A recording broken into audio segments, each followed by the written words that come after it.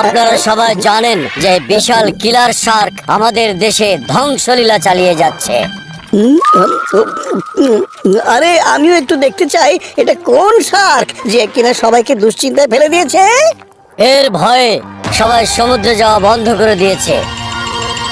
যে এটাকে ধরতে পারবে বা এখান থেকে তাড়াতে পারবে তাকে সরকারের পক্ষ থেকে অনেক বড় পুরস্কার দেওয়ার ব্যবস্থা করা হবে। আচ্ছা, এই শার্কের জন্য এরা এত দুশ্চিন্তা কেন করছে?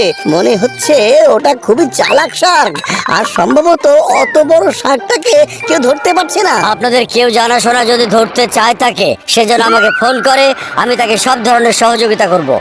মেয়র সাহেব, আমি আমার বন্ধুদের সাহায্য নিয়ে অবশ্যই ওটাকে ধরতে পারবো।